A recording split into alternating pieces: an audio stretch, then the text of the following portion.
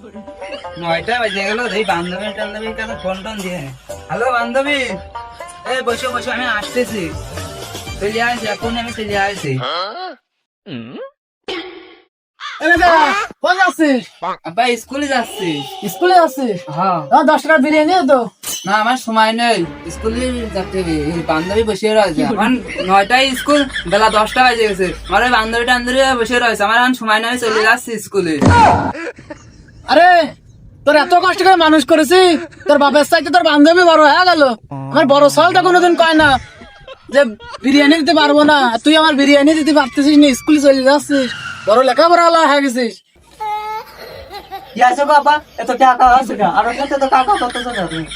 আর কইস না, ওর কাছে 10 টাকার বিরিয়ানি দে, ও কাছে আমি স্কুলে যাবো, আমার বান্ধবী বসে রয়েছে। আমি কাছে আমার বড় সাল তো কোনোদিন এই কাম করে না, এই জন্যই তো হাসছে আমার এত সময়। ওই আবার তুই কি আমার সম্মান কথা জানিস না? লাগে 10 টাকার বিরিয়ানি সম্মান 10 টাকার বিরিয়ানি দিতে হবে, বিরিয়ানি দিতে সাল পাল। হ্যাঁ যা, তোর বান্ধবী বড় হয়ে গেল, যা স্কুলে যা। আব্বা ও ছোট মানুষ ভুল করে ফেলেছে, ওর মাফ করে দাও। আমার কাছে তোকে 2টা বিড়ি আছে, তুমি একটা ধরা খাও নাও। আমার বড় ছোট সালের চাইতে বড় সালটাই তো ভালো, এই অভাবের সময় 10 টাকার একটা সিগারেট দিচ্ছে, তাহলে আমার বড় সালই তো ভালো।